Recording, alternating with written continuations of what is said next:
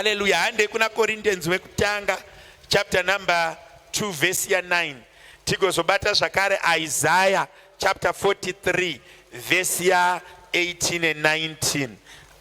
1 Corinthians chapter 2 verse 9.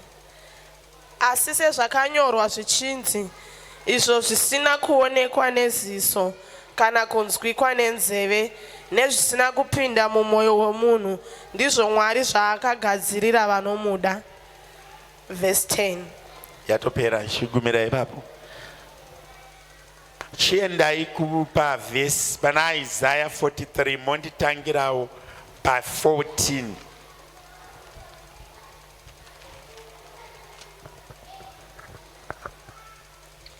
Isaiah chapter 43 verse 14.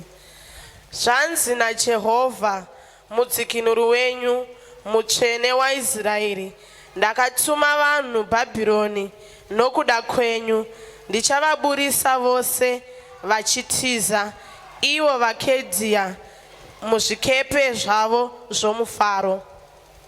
Ndini Jehovha, mutsvene wenyu, musiki waIsraeri, mambo wenyu, ndizvo zvinotaura Jehovha, unoita nzira mugungwa negwara pakati pemvura zhinji ine simba. Unobudisa ngoro nebhiza nehondo neune simba. Vanovata pasi pamwe chete, havangamukizve, havachapfuti, vadzimwa somwenje. Musarangarira zvinhu zvapfuura, musafunga zvekare. Tarirai, ndichaita chinhu chitsva, chobuda zvino, hamungachizivi here?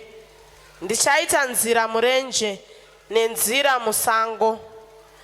Mhuka dzebundo dzichakudza makava nemhou, nokuti ndinobudisa mvura zhinji murenje nenzizi musango. Hallelujah. Hallelujah.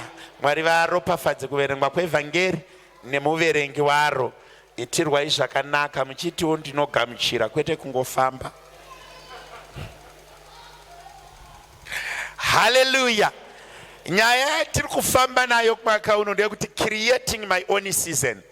Creating a new season. How do I create a new season? Pane chinhu chimwe chete chinokubatsira kuenda ku new season. The foundation kana kuti the main cornerstone for you to go to the new season is the love of God. That desire to love God. Pataverengesa kuna 1 Corinthians 2 verse 9. Hanzi zvisakambonzikwa nenzeve kana kufungwa nendangariro kana kuonekwa nemeso, ndichaitira vanoda vanondida, kureva kuti nyaya yekuropafadzwa hainei nechimiro chako, nyaya yekunzwa Mwari hainei nekuti wakasikwa zvakanaka zvakadii, uri murefu here, uri mutsvuku here, une mari here, wakafunda here. The bottom line yekurangarirwa naMwari kuva nenzara nenyota naMwari wacho. Hallelujah. Kune vanhu rumeseni vari married, hakuna chinhu chinonetsa kuchengeta as a stubborn woman. Even Valentine ikasvika, kana mai vari stubborn havatengereki maruva mai ivavo. There is nothing as difficult. Unozonzwa achinyora achiti David anozotonyora kuna Proverbs oti zviri nane kugara pachitsuvi chemba than kugara nemukadzi akakakarara.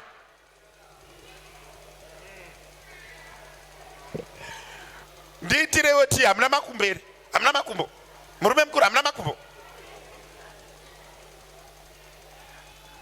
But munhu ane rudo anokurumidzika kuchengeteka, uye munhu anoteerera haanetse kupa zvipo. Shoko raMajesu vati ndiri murume wekereke, kereke mudzimai wangu, kureva kuti kana Mwari vakadiwa pamoyo.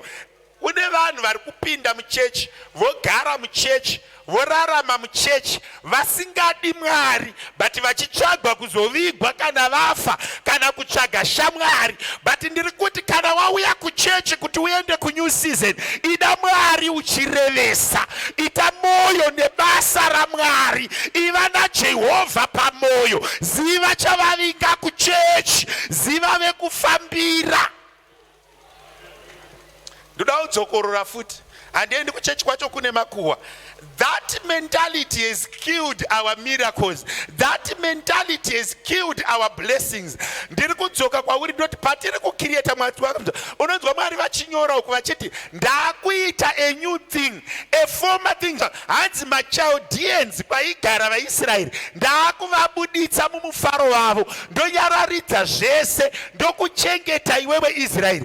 Chirega kurangarira zvakare zvapfuura. Tarira ndakuita chinhu chitsva. Why? Ukaiverenga zvakanaka ichitanga, vaIsraeri vakambosiya Mwari, vakafamba mafambiro avo, vakaendeswa kuBhabhironi. But panapa vatendeuka, hakuna chinhu chinomotivheta Mwari sekuda Mwari. Of course, mazuvano tiri kupinda muPentecostal church yatiri kudeclare kuti unobudirira, yatiri kudeclare kuti unoita mari, yatiri kudeclare kuti haufe zvekumhanya. But nyaya haisi pamadeclarations, nyaya iri pakuda anokuita kuti madeclarations azadziswe. Vana baba nana mai, vakomana nevasikana, nevatana vari pakati pedu, ngatidei Mwari tichirevesa. Patiri ku create a new season. The Bible says the prayer of a righteous man availeth much, and desire and appetite to save. Munoziva pamwe pacho, I ask God kuti alright, kana Mwari muchida kuitira munhu this, iye aitei. What have you done? There are so many things that, chinhu chiri kutinetsa pakunamata kwedu ndechekuti tinonamata the gospel that suits us, not that pleaseth the Lord.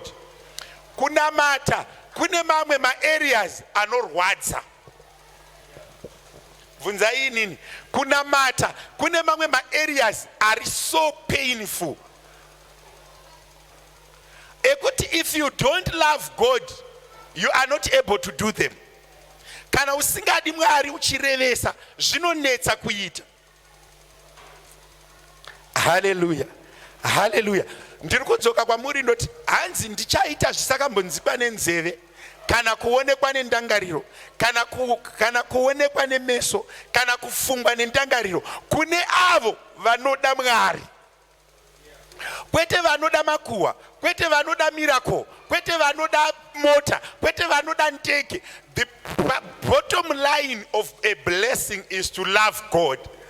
Even kuneva pamari pandaikumbira ide ipane moyo, kwete kuti zita rangu rinoshaikwa pane vanhu. Chese chaunoitira Mwari itane moyo. Even munoziva kuti David made so many errors as compared to Saul, but chakachengeta David muministry mukingdom so achibuda inyaya kuti David aida Mwari. The Bible says David had a tendency of praying and repenting every day. Vana baba nana mai, shoko randiri kutaura patiri kucreate ma new seasons, ngatidei Mwari. Azvibatsiri kupinda mu relationship uchingoda mota yemunhu usingadi munhu wacho.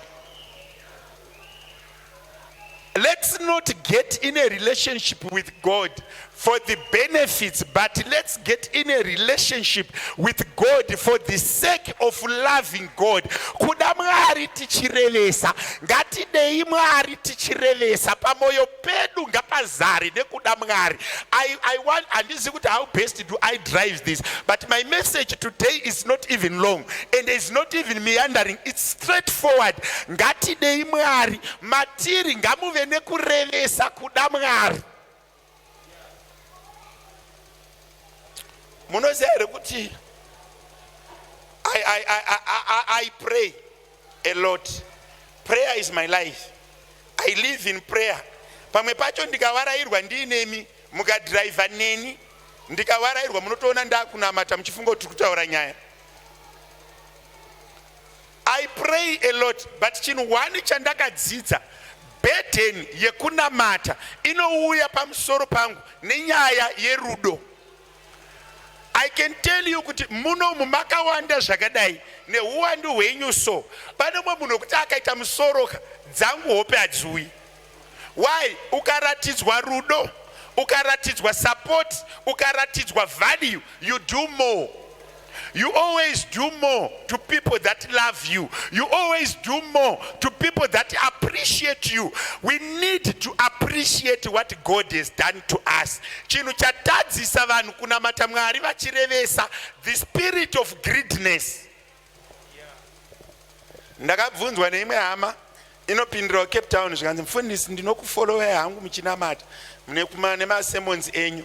Akati one day chokwadi, can you help me this? Ndikati yes, I want to help you.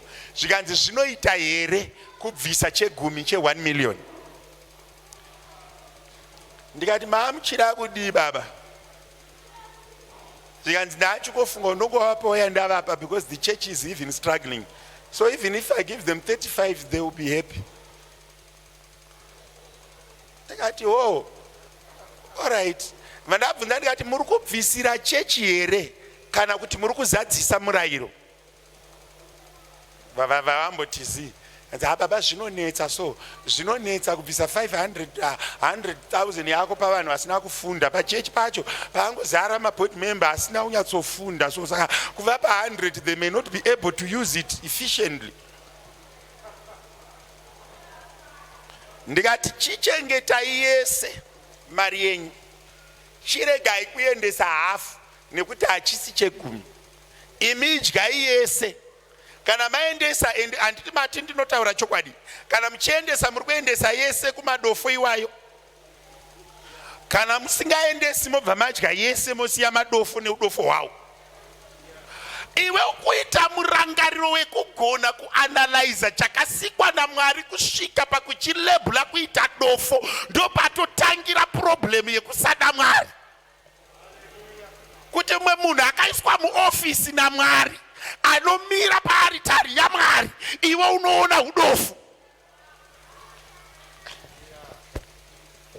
Ene munhu iyeka is very insulting. Aitoti namufundisi dofo. Ende paaitotuka mufundisi wake aitotukawo neni.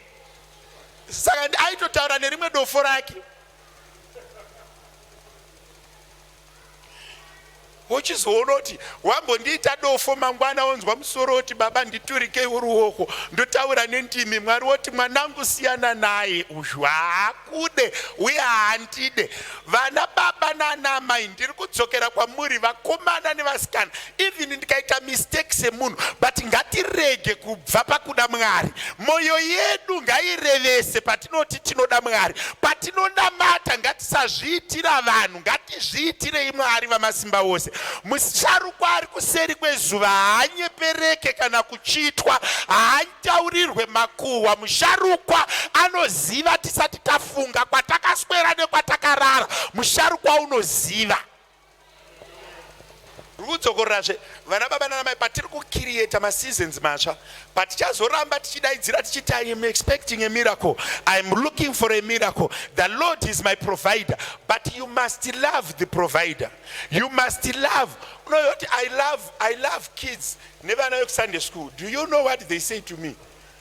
They will always say, you pastor, we love you.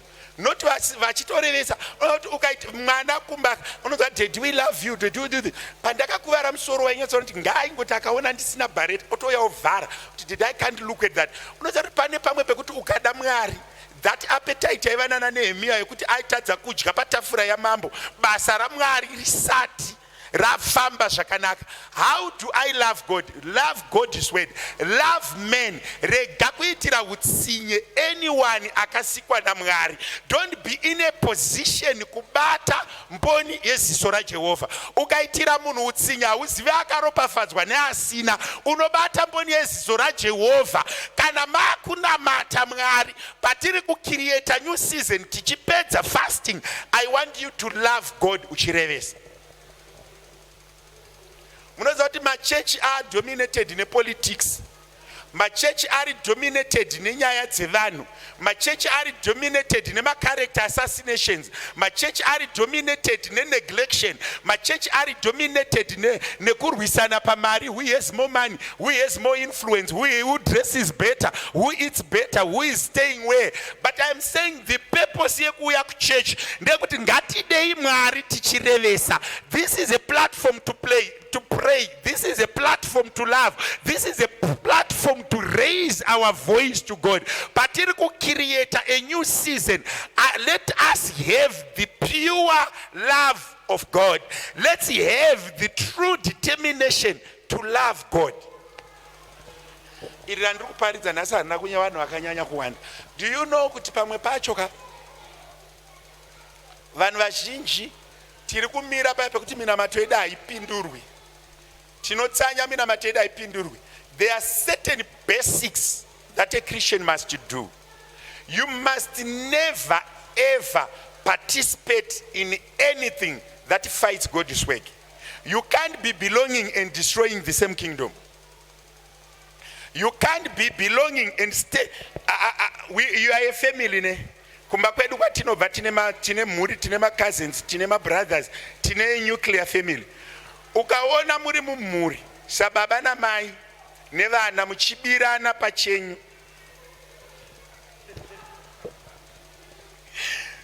kuti mai Masuka vari kugadzira a way yekubira vaMasuka some bit of money.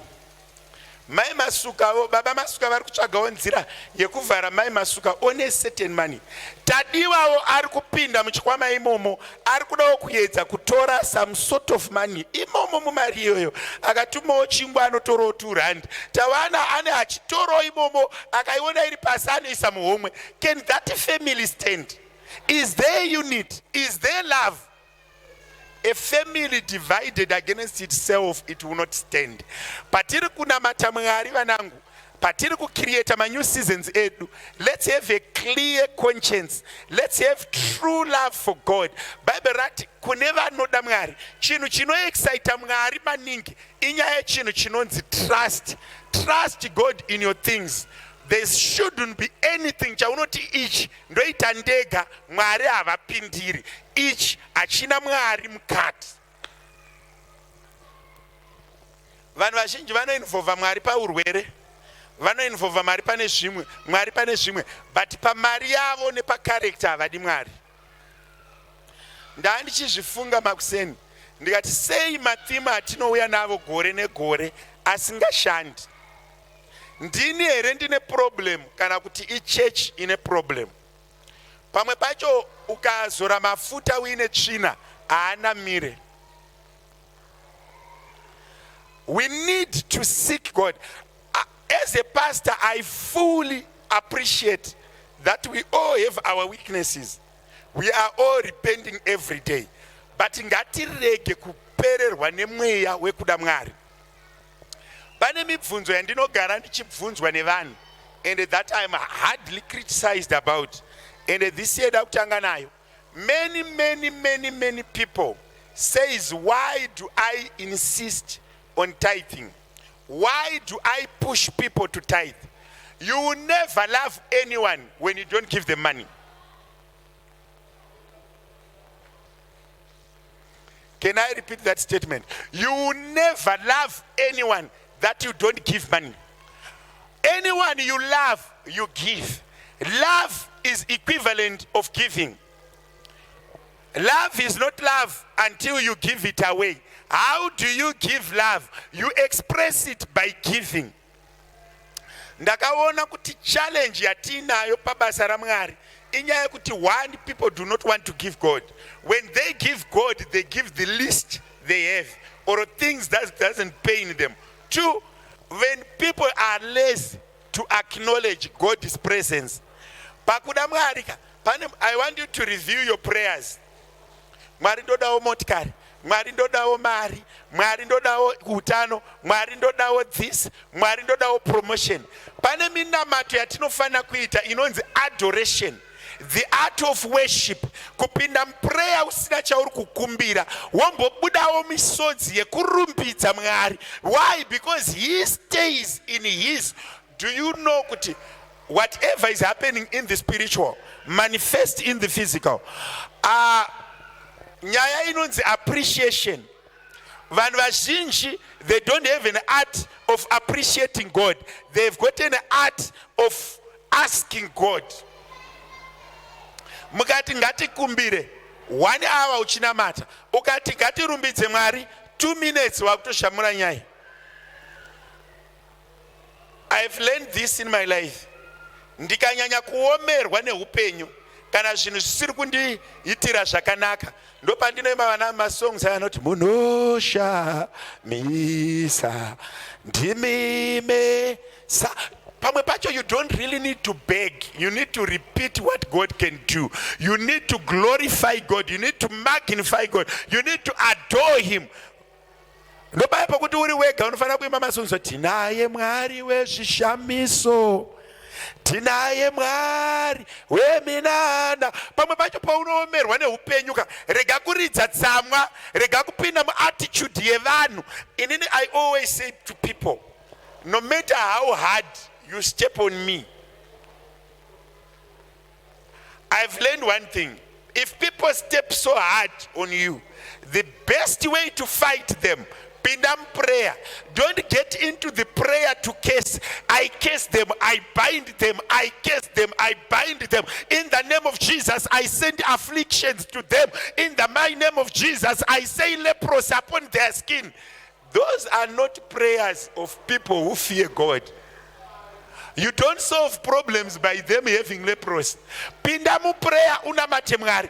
Bible rinoti hondo dzevakarurama dzinorwiwa naJehovha. Kana ndarwadziswa ndinopinda mu prayer. I start to adore Him. I start to pray. I am a pastor. I've shepherded many in the few years that I've shepherded. Ndakafudza dzinotunga, ndikafudza dzinoruma, ndikafudza dzinobana.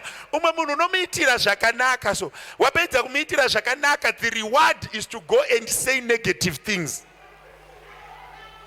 It's not for me as a pastor to go and say, Father, I pray, I reverse my prayers, I reverse my blessings.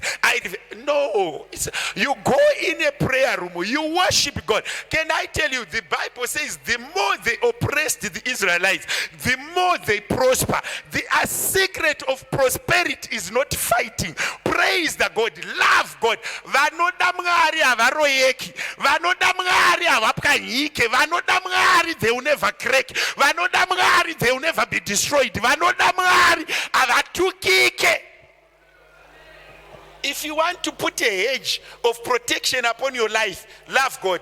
If you want to put a hedge of protection on your life, love God. It's not a way of sitting down planning how to fight back. The best way to fight your challenges is to love God. The Bible says those who love the Lord will renew their strength like eagles. Kureva kuti paya paya pavanoti vapera, rudo rwaJehovha runokupa simba rekuenda. But the love of God is my joy. Kuda Mwari. I can repeat this to you. Chinhu chakandisvitsa palevel yandiri inyaya kuti I love God. Pamwe pacho I don't even speak for myself. Pamwe pacho when the wars are coming up, when accusations are coming up, when afflictions are coming up, when people are trotting down upon you, sometimes don't fight back. Go back to the prayer room. Go back to the basics. Vanoda Mwari, they will fly like eagles. Whoever loves God, abatike. I can tell you thousands and thousands of people have perished. Why? They are fighting their battles carnal. They are fighting their battles using wisdom. The best way to fight is to pray. Bible rishoko raMwari rinoti pakati nepakati peusiku murume anonzi Paul naSilas vapedza kurohwa vachishandira Mwari, havana mhosva yavaita, havana kutsvaga lawyer. They went into the prayer. Bible says they started praising God at midnight to the extent that angels responded to the praise. Not to pamwe pacho paunoomerwa rega kurwa kwemukristu kuda Mwari. Can I repeat this? Love God. Ita zvinhu pane pamwe pacho pandinombobvunza Mwari kuti is there anything that I have not done for the love of you? Ndechipi chinhu chandisati ndaita kana chandingakuitirai chinoita kuti rudo rwangu. do you know kuti pamwe pacho ndinofila kuti ukaona kuti upenyu hausi kufamba zvakanaka, just increase your love of God, just increase what you do for God, just increase your presence in prayer, just increase the way we do for God. But kazhinji kacho tikaomerwa neupenyu, then we shrink. The more you soldier, ini pane chinhu wani chandakadzidza muupenyu as a personal principle. Handina hama dzakawanda dzine mari, saka I cannot say kana ndaomerwa I can call people. Now God has blessed me with sons and daughters wekuti pamwe pacho ndotonyara kuvataurira, because ndikavataurira zvandiri kuda vanoshaya hope, vachiti dai tatogadzirisira mufundisi zvavo zvifambe. God has blessed me with sons and daughters, but muupenyu hwangu pane nguva yekuti I didn't have anyone to ask, I didn't have anyone to look up to. That period taught me one thing: every problem that a Christian faces, prayer has capacity to address it. Every situation that befalleth a Christian is always there to pray. Mutendi anonamata. Patiri ku create ma new seasons, ngatirege ku create nevanhu in mind. Let's create them with the love of God. Let's love God more. Gore rino iri usati wataura empire yako yauri kuda kuzviitira, tanga vamboti Mwari mukandirangarira nezvinoti ndakamira pabasa renyu. Chimwe chinhu chinondituma kupa mari kuna Mwari ndechekuti when I started my life I didn't have it. When I started my life, I didn't have this money. I didn't have money. I didn't even afford to buy bread. When I started my life, I didn't even have capacity to drive. I didn't have anything. So God gave me everything. And if He wants, He can take everything. So the best way to protect what I have is to share with Him. I need to be a vessel to Him so that He continues looking after me. Andina chino shamisira, chino batika chiripandiri ukabvisa nyasha. Hapana chininu chine value pamusoro pangu sapasa chiricho ukabvisa nyasha. Newe wacho watouya kunoko handina chinoshamisira chandakuitira, but nyasha dzaJehovha dzakugonera kuuya kuno. Saka hapana chimwe chatingaita kusiya kwekuda Mwari. Tikabvisirwa nyasha tinosara tisina chinhu. Tikabvisirwa chiremera chenyasha, zvese zvatinofunga kuti tinazvo zvinopera. Ena unobvunza Job aiwa mupfume aine vana, but pane nguva yekuti Mwari vakatendera Satani kumuedza akasara asina chinhu. Saka pamwe pacho patinoomera nemaresources pamberi paMwari, kana patino reason against God's word, pamwe pacho we are fighting our own destiny. We are fighting our own tomorrow. Ndine muzukuru wangu, she was very successful in Mutare, very successful. Ndakambogara naye kwa Mutare, akanditi sekuru handingati kukupfuyai ndokupai pekurara. Akatenga mabhodhoro ake ekoko matatu, tiri tese tudiki tuyatuya. Ukaona maobedira totakaziva kuti mvumbi wabvira kare haumuke wakangotota. Pane kwakabviwa vatenga tumabhodhoro twawo tutatu twekoko. Paive inini nemwana wamukomana nemurume vavo nemwana wamusikana neaivabatsira basa, tiri 6. Ivo vaiva 4, inini uyu taita 6. Vatenga tubhodhoro twawo tutatu twekoko, taakudya patepo pakanaka. Yavo muzukuru musikana mwana wavo bvapiwa chake chibhodhoro, murume bvapiwa chake chibhodhoro, ivo bvavabata chavo chibhodhoro. Zvikanzi ini ndindakati mwana wamukomana, tavanda uri kuita musikanzwa handikupi koko. Imi sekuru handingati kumupfuyai ndokupai zvekoko, iwe uri pabasa haumwe koko. Koko yatodistributwa. Otorova sadza rako uchiseka sepasina chaitika. Can I repeat this? But she was very right. Vanga vasina mari yekoko. But zvandiri kuedza kutsanangura kwauri ndezvekuti kana vari Jehovha, pane nguva yekuti vakadiwa vanosimudza munhu. Iyo zvipane paaipfuura napo pakaoma. Sekuru kuno kwadai tamhanya iwe tatumira mari. Kuno sekuru kwadai tinomutumira mari inogona kutenga traki yekoko. So kutenda Coca-Cola chako kwakuti zadzai chitrori chidiki ndoda kuenda nacho kwandinoenda. But pamwe pacho dai ukaramwa wobva kuti ndakutora bhegi rangu because ndanyimwa koko, zviri kumberi hauzviwani. Pamwe pacho paunodadirwa kana kurosaratidzwa rudo, that is the time to love the God. That is the time to raise the name of God. Never fight your wars physically. Iyo zvipamwe uri kupfuura nepakaoma wobva varamwa. Kuramwa is not. David akaitirwa zvinganira so. He never gave up.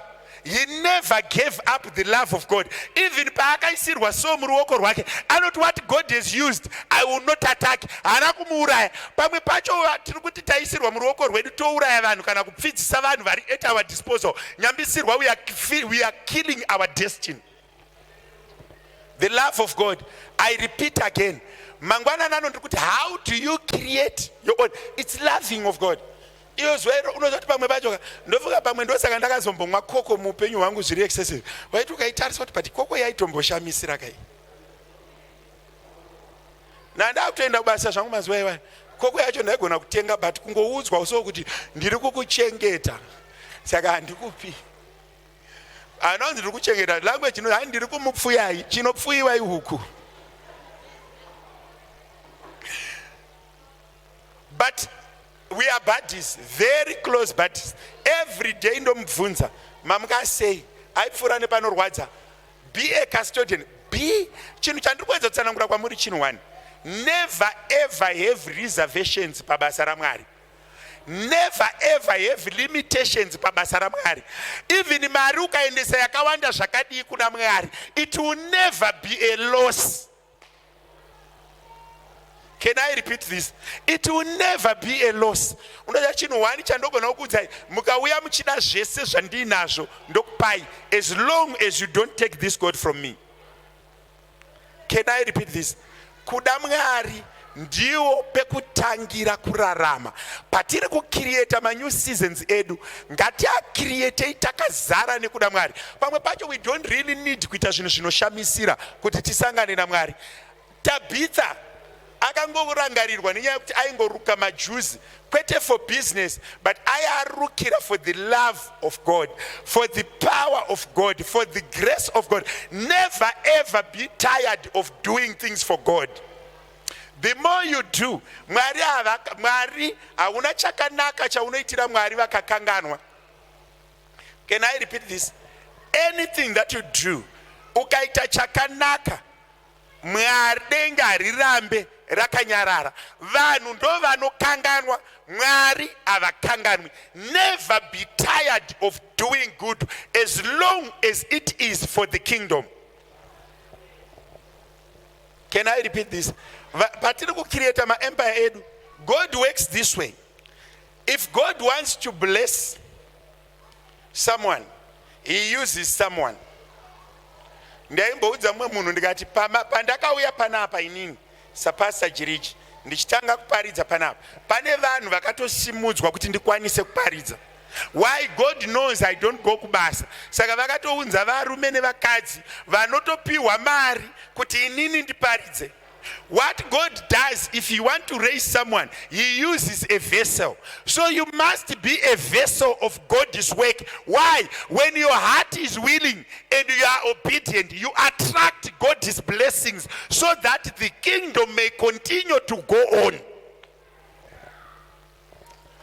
Munoziva pamwe pacho kumba ndotarisa kuti the more I do things, the more I get blessed. Pamwe pacho ndinombofunga kuti pane pamwe panaimboti kuna maishano wona mari yatinoshandisa pamari yedu, hafu yacho aishande patiri. Vandanzi, but remember we didn't even have that half, which is very true. Kukalculate not right, tawana mari yakati, but hafu yacho ainotomboshanda patiri. But also not right, I'm better off with this half because maybe God wants me to continue to distribute this half. Chinhu chaleka mchurch kana mumoyo yedu kuda Mwari. What am I saying to you? All those who love God, they will see miracles. All those who love God, they will see new things. All those who love God, they will hear new things. All those who love God, they will think about new things. The greatest degree or PhD upon my life is knowing Christ. Inini andisi yangu iwewe, background yangu yaisatendera kuti ndipfeke bhutsu. Yaingoda kuti pari zvino mombe dzakufudzwa, dai ndine mombe dzangu ndakabata chiwepu changu ndiri musango ndichidaidzira uchiteerana nemombe dzako urimo musango. But nyaya yekuda Mwari kuti vakapana akandiitirawo zvakanaka akandiendesa kuchechi ndiri mudiki.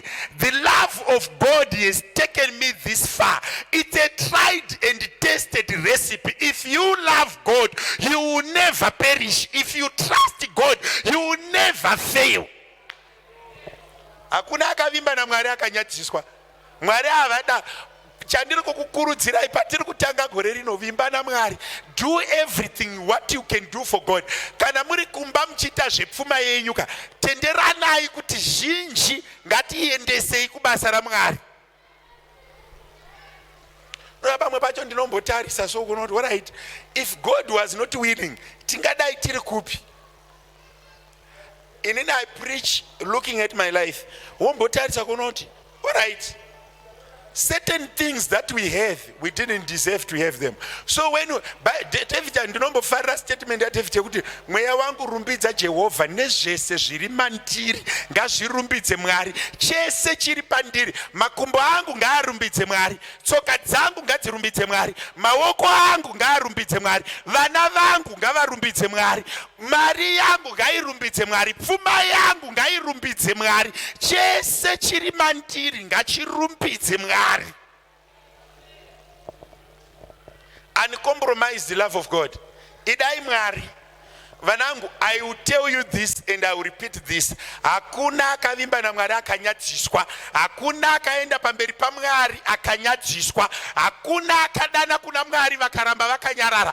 This God does not shut his ears. This God does not shut up his mouth. When the Christians and the saints cry, the heaven will open. Kana vanotenda Mwari vakadana, denga rinovhurika. Itsika ya Mwari kunzwa vanotenda. Pamwe pacho handiti maona kuti takumbira 10,000 tikaiwana ikafurikiza. Unoziva kuti unogona kushaya 1 rand. 1 rand kudai roshaika.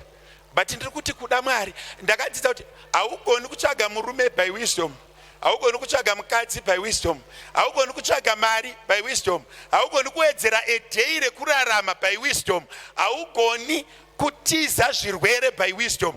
But through the love of God you can achieve a lot. Kuda Mwari kunoripira zvakawanda.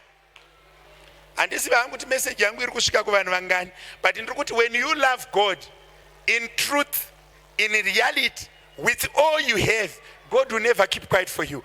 Bible rinoti nevana vevana vedu tinovasiyira nhaka yakanaka kana tikada Mwari. Pamwe pacho moyo wangu unorwadziwa, so moyo wangu unorwadziwa kuti ndine vanhu vandinoshumira kwavari vanoda Mwari. Pamwe pacho ndodzokera kumba kwandakaberekwa, wotoona kuti vanhu vari kutotamba naMwari wacho. Ndaimboudza imwe hama yangu yekuberekwa nayo, ndikati hauna nekuti hauna mati. Hanzi muningira, uri kuona kuti ina ndakufunda, imimi makafunda. Saka muchikwanisa kutenga chingwa, muchitenga hembe, wona muningira mune mota dzakawanda because makafunda. Ina handina kufunda, ndosaka ndisina chinhu. Ndikamupindura ndikati mukoma hamuna, kwete nekuti hamuna kufunda, hamuna nekuti hamuna mati. Kune vanhu vakatonditeerera right now as I speak, vane motikari vasina kufunda, vane zvekudya vasina kufunda, vanotenga hembe dzavo asi havana kufunda, vanoendesa vana vavo kuzvikoro havana kufunda, vane mibhedha yekurarira havana kufunda. Chavakagona kutenda muna Mwari. Ukanamata Mwari kunamata. I told him kuti haisi nyaya yekunyanya kuenda kuchikoro maningi, inyaya yekuda Mwari. Handisi kuti chikoro chakaipa, no. education takes you to the next level, but the love of God is more important, more than any other thing that we can point at. Kureva kuti even usina kufunda une zvimwe zvinhu zvaunogona kuita. Ndine vana vari kutenga motikari, ndine vana vari kutotsvaga dzimba vasina kunyanya kuenda kuchikoro, but nyaya iripo ndeyekuti vakaziva Mwari. Ndosaka uchizonzwa Mambo David achiti ndakafara pavakati handei kuimba yaMwari. Aiziva kuti umambo hwake hune chekuita nemba yaMwari.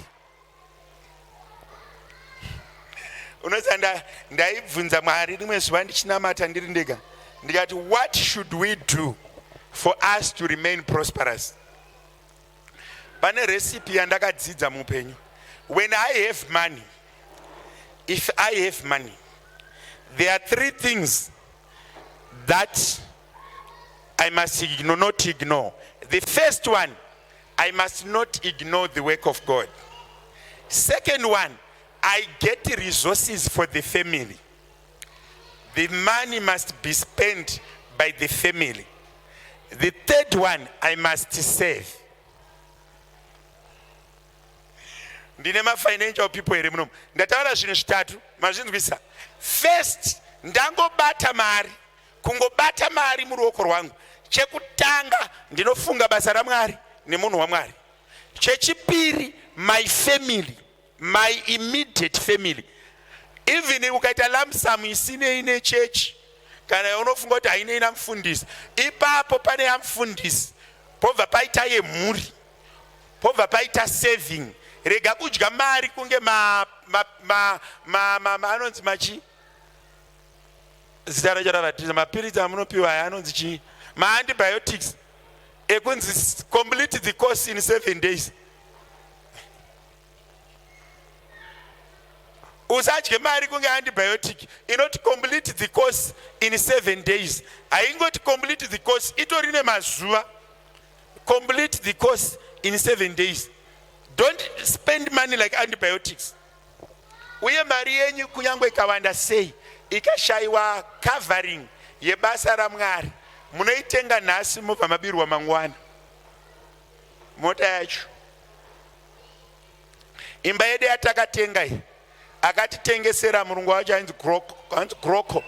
Akanga apindirwa nembavha katatu in 3 years. Akatatu in 1 year. Takatozoudzwa nemupurisa uya unobvunza kuti Mr. Groko varipi, tabata vanhu vaivabira. Asi hatigoni kuva prosecutor vasipo. Toda munhu anonyora report kuti akabirwa. Isu we have stayed from 27 November 2015 to now. Hatisatambowana mbavha. Dzakauya ka1 nemota yadzo dzikarivhesa. Ini kwakumuka kuenda pahwindo remudining. Kwakutovhura curtain kwakuvanongedza kuti iwe ndichinamata. Kwaudzokera kumba kwakurara. Kwazoti after 1 week kwazodza mufundisi pakauya mbavha panapa. Dzakamira apo dzichida kupinza. Ndikavanongedza nechigunwe. Wanongedza so kundakarara kumuka kwakwe. Pamwe pacho chinotuma udyi imentality yemabatiro atinoita mari. Can I repeat this? Kuda Mwari, you have an assignment to your family. Can I repeat this? Mukaona muri baba yokuti munotambira 2000 modya 1000 mune mamepo. Mari inoiswa patafura yoenda kumba yaMwari, yoenda kusaving, yodyiwa nemhuri, mari yapera. Hapana hapa ndiomberera maoko, but hapa ndakubatsira. Ibaba ndakubatsira. Mari haidyiwi seantibiotic. Finish the course. Mukatambira mari yenyu mwedzi unoyu, munoita make sure kuti umwe mwedzi usati wakwana iyoyo yacho yatopera. Ndine munhu anoita metsere. Pane munhu anoita maths calculator yanditorewo calculator. Nditorewo calculator. Kana paina masvika pamafigures. Masvika. Alright. Shandai nemunhu anotambira 10,000. Mune anotambira 10,000, musanyore 10,000. Anobvisa 1,000 ounza kunoku kuchechi takaimirira da kutoishandisa da kubhadhara rent. Manzana ndutara watambira 10,000 yako 1,000 takaimirira da kutoishandisa kuno kubasa raMwari tetakayimirira teda kutoishandisa tetakatotarisa kuti waisa here tinamati uye tibhadhare rent 1000 ndoenda kushanda nayo ndo saving mobva mati mimi 1000 times 12 ignore compounded interest, something like that. Ignore interest. Iwe wakauya muno 2008 ukazotanga kushanda 2009 saka izvozvi une 12 years uri muno saka toti 12,000 times what 12,000 times 12 how much 144,000 tisina kuisa ma-interest ma-accrued interest ma-compounded interest what saka kana waiseva 1,000 for the past 12 years une 144,000 but ukaisa interest ndofunga inongononga yakusvika kuma 170 if I'm not mistaken. I'm not an accountant by profession, mafigures anyatsoazivi. So munhu aiseva 500 per month and a half of that, and it plus vamasuka chibata imari iyoyo moiti times 100 iyoyo amaisa 144 monditi times 100 how much 14.4 million must be your assets. Why? My assets are kumultiply nechegumi yawanga uchiunza kunoko inonzi when you give me I'll give you 100-fold. Zvirati 14.4 million iyi iri kuvana vaakupasa zvikoro, iri kuti hamurwari, iri kuunza utano, iri kuunza imba. That's where your tithe comes in. Saka kana wabvisa 10% ichienda kuchechi, 10% uchiseva, une 2 savings. Evangeli rakaoma. Amen and amen. Saka mari yaunoseva iri pa2 inoenda kuumambo hwaMwari. No neya unoseva physically, but you must have a saving, at least some saving. Rega kudya mari semushonga. Pamwe pacho chinotuma vanhu kudya mari, hauna imba, hauna mota, hanzi mari yacho haikwani pastor, saka handigoni kuseva. Urati ko basa rikachinja mukawana basa riri less than that ne 10% munofa here. Can I tell you the secret about a human being? Ukapa munhu 2,000 anopedza mwedzi. Ukapa munhu 20,000 anopedza mwedzi. Ukapa munhu 100,000 anopedza mwedzi. Munhu anotambira 100,000 izvezvi hatorina kana 2 rand. Iwe unotambira 10,000 haunawo 2 rand. Munhu anongorarama maringe neiripo. Mutare kumusha vari kutopedza mwedzi ne$10. Bageti rehupfu $4 kana $3 vachingokohwa ovatema mbora wake mahara, mowa nemune nehohwa mahara, mwedzi wese dhu achidya $10 kana atori nayo mwe adyi kana $5 mwedzi wese. So what am I saying to you? The love of God brings discipline. You must be disciplined. Hakuna munhu anoda Mwari asina discipline. Because there are certain things you don't do. There are certain things that you don't speak. There are certain things that you don't comment. There are certain things that you don't touch. So the pure love of God demands discipline. Pure discipline. Hakuna munhu anoda Mwari asina discipline. Pakaoma pakaoma. Alright, shimirai ndipedzise. Ndaona kuti rekuticha iri riri kuremera vanhu vakawanda. Vanhu vazhinji vari kuremerwa nekuticha. But mangwanani ano ndine nyasha dzandiri kufunga kuti tokwanisa kuita. Ndine zvinhu zvandanga ndichida kana zvandabva kumba ndichinzwa kuti tinofana kuita. Chimwe chinhu chatinofana kuita pamberi paMwari kumbokomita maresources edu, pfungwa dzedu, chese chaunacho umboti God, I want to save you. I want to see new things. I want to hear new things. I want to think new things. But teach me to love you. Teach me to be able to do it. Pamwe pacho unotoda nyasha dzekugona kuzviita, unoda kudzidziswa. Chinhu wani chandakadzidza nekunamata inyaya yegiving. Kupa kudai. Unoziva kuti munhu giving, it's a blessing. Hakuna munhu anoda Mwari asingapi.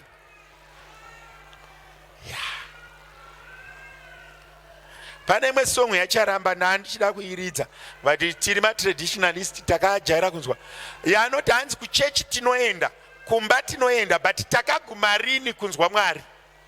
Mvangani venyu vanoiziva song iyoyo? It came out just now yekuti hanzi takaguma rini kunzwa Mwari. Pamwe pacho patiri kunamata kachinonzi kuda Mwari kwacho tikati namate ngatimbomunzwai. Ndiri kukumbira kuti Mwari vatibatsire timbonzwa Mwari. Ndoda kuti mangwanani ano patiri kupedza fasting,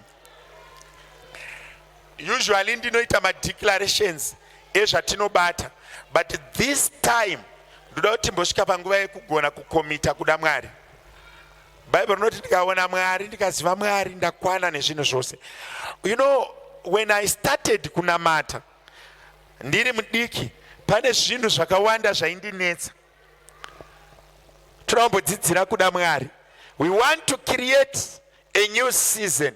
We want to live in a new season that is full of the love of God, undiluted love of God. Whatever we do, alright, rekandishandise word riri muform. Hanzi it's an epicenter. Pakanzi it's an epicenter of corona. Vari kureva kuti ndo pari kutangira corona nai. Pane vaita nezve corona here, ndo zvazvinoreva nai. Ndisazonyepa. Epicenter ndo pairi kunyanya spread anditi. Ndizvo here zviri kubuda aka pavidhio ndozonzi pastor vaya vainyepa. Ndibatsirei ndisazosekwa nenyika. Epicenter zvinoreva kuti ndo pari kutangira corona, kana kuti ndo pairi intensified, where corona is intensified and spreading. We want to create our new season. Our epicenter of a new season must be the love of God, the true love of God, the true understanding of His word. Kunzwisisa Mwari. Mwari ngavatipe revelation yezvakawanzika. Mwari ngavatipe revelation yezvisipo tizvinzwisise. Alright. Chekutanga chatoda kunamatira nhasi inyaya yekupiwa revelation, understanding of what God has given me. Every blessing that you have that came from God, you must understand the purpose it serves in your life, the purpose it serves in the kingdom, the purpose it serves to your future. Tudagwana nguva yekunamata. Tudakunamatira chinhu chinonzi the true love of God. The true. Mwari ngavakupe the meaning, the true meaning of God. Bible rati kune vanoda Mwari achavaratidza zvitsva. Bible ovaonesa zvitsva, vonzwa zvitsva, vobata zvitsva. Pataverengesa kuna Isaiah yoti I am about to do a new thing. The first thing that God has to do to you is for you to love Him in truth. Pane vanonzi vanonamata Mwari ngavamunamate mumweya nemuzvokwadi.